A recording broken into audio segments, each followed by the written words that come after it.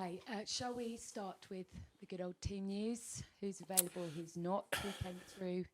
Yeah, obviously a bit unusual because we've still got a few days before the game.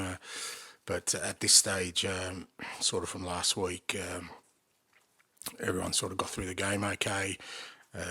Benny Davis, who came off at halftime, still got a bit of a sort of ankle problem that he hasn't trained with the team yet. So he's kind of touch and go. Destiny is still working his way through it. We haven't ruled him out yet. So obviously we've still got 3 or 4 days up our sleeve. So it's probably 50-50 at this stage as to whether he'll be available. And everyone else is okay apart from sort of the long-term ones. After watching your side win in quite a different way on Friday night, you said, let the fans dream of what might be ahead and titles. What about you? Have you kind of allowed yourself to look that way? Are you believing that this group of players can go the distance? Yeah, no, I'm not. I'm not so much a dreamer. I'm very much in the reality of day to day, and what's important to us is, as I say, I thought we coped well with the challenge we had on the other night. But we know that there's another challenge for us Monday night. So looking beyond that doesn't really serve any purpose. Like I said, supporters, by all means, this is their football club, and they've got to enjoy their football club if things are going well, and it provides them with some hopes and dreams and aspirations. But my task is more sort of the mundane day to day. You said don't look too far ahead, but looking too far ahead, sorry. But, Chelsea, Villa, City, Newcastle coming up. How big is this? How defining could the next few weeks be? Your side have come a long way very quickly, and you said there might be bumps, but also you said you're going to enjoy those bumps. Yeah, it's just part of the challenge, and again, you can sort of list those games, and you can sort of think about them collectively, or you can just concentrate on the biggest challenge for us, which is Chelsea on Monday night. So all those kind of things take care of themselves if you deal with the kind of, like I said, the day-to-day process. And really important for us, I've emphasised to the players, we just stay in the present. It's for us, what's worked really well so far is that the players come in every day working hard, wanting to improve, and tackled every game with a real strong mindset of trying to overcome whatever challenge we have. And there would be no one who's thinking beyond Monday night, because that's kind of our most important task right now. Alex. Hi, Ange.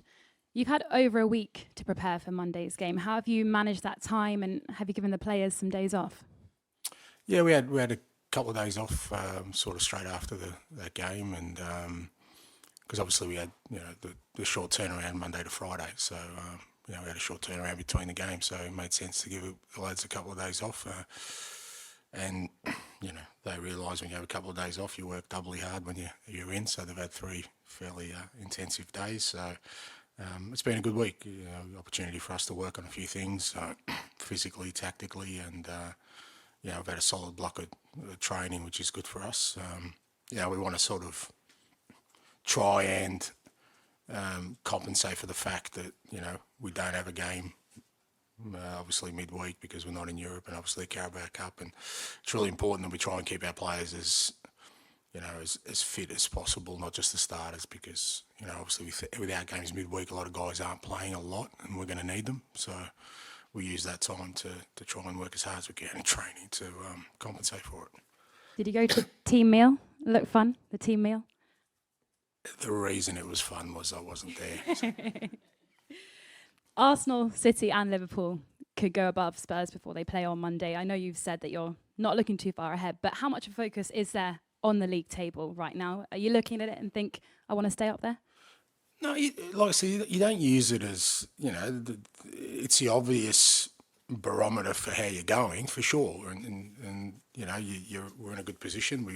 We obviously want to stay there, but it's not, it's not the driver of, like I said, where we are at the moment as a team, because for us, while we're building, kind of a way of playing, a way of training, a lot of new players being incorporated into where we are as a football club at the moment.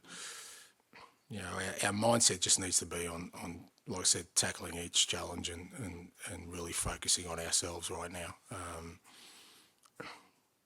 Whatever the sort of table shows, it'll show, but the only influence we can have on it is by making sure that every game we tackle it. Just finally, nobody likes being reunited with their ex, especially when they're with someone that they never liked. But how hopeful are you that the Spurs fan base will take the moral higher ground because they're so in love with you now and not show any hostility or animosity towards Maurizio on Monday? Jeez, that's a lot to take in, and thankfully those kind of days are well past me. I think your reference is to Maurizio, yeah. All right, so I'll try and get to that. Look, it's undoubted that he had an unbelievable impact on this football club. As all of us, I guess, in our roles, that's our ultimate goal and ambition, is that whatever kind of doors we go through, that we make an impact, and he's had an undeniable impact on this football club. His time here, I mean, he almost took the club to the ultimate summit of the Champions League, got close to the league. So his work is unquestioned. Everyone I speak to around here, there's still people who worked with him, can't speak highly enough of him as a person, as a manager. So I doubt there'd be anything but respect, for Maurizio from anyone at this football club, supporters or people associated with it. That doesn't mean he's going to get a guard of honour on Monday night because we want to win, and I don't think he would expect that. But his tenure here and his impact here is undeniable, and I think will stand the test of time. That whenever people think of Maurizio and his time here as a Spurs manager, we'll only look upon it with respect and fondness. Ange, how are you? I'm just getting over my ex, mate, and thinking about the future. Yeah. Just kind of following on from that, do you, in a way, see your style of play to be in any way similar to Mauricio's in terms of being attacking, good to watch, entertaining football? Well, it depends how you define it, mate. I think I've said before, I don't think, we're all sort of, unique in our own way. I don't think, you can just sort of say that, there's very two styles of football mimic one another. Maurizio has his way of his team's playing. I have my ways. We both, I guess, from that point of view, want our teams to be sort of progressive and attacking in their approach. But it's. I think there's a lot more nuance than just saying because two managers or two football clubs are kind of showing some of the characteristics that means they're alike. One of the most impressive things from outside of Spurs so far, the signings have been great, but also the players that were here last year who looked like they were underachieving, looked like they weren't enjoying it, looked really down. You've rejuvenated them. How have you done that? Look, it hasn't been sort of anything specific or predetermined. We've just changed the environment and changed sort of the way we train and the way we do things, and then it's up to the players themselves. It's as much their decision as mine as to whether they embrace that and take it on board. I don't think there'd be any player who wouldn't take responsibility for what happened last year. It wouldn't just fall at the manager's steps, and sort of manager's feet. It's when you have a tough period, everyone. What I found anyway is, the real sort of strong people understand that they're just as culpable as anyone else. And the only way to change that is by, changing, and embracing whatever the new direction is. And, whether there have been existing players and new players, everyone's, all staff, they've been prepared to do that, which means to me that they've, accepted responsibility for what happened last year. And now, understand that if we're going to have success, if we're going to be the team we wanted to be, they've got to take their own share of that responsibility by, buying into it. Finally, Heung-min's son seems to be thriving under the captaincy. Two parts. One, was he an obvious captain for you when you came in and Harry was leaving? Did you think, right, he's definitely it? And secondly, do you think that's what's got him back to where he was kind of 2 years ago, that added responsibility and leadership? Was it the obvious one? You know, for me, it seemed to be the right choice. Some of these things are just about timing and, you know, where a group's at and where the individuals are at. And like I've said before, I've got a long history with Sonny, not directly, but, you know, I've been well aware of him as a footballer for a very long time because of the part of the world I come from. And, you know, I've always really liked the way he's carried himself for his club, for his national team, the way people speak about him.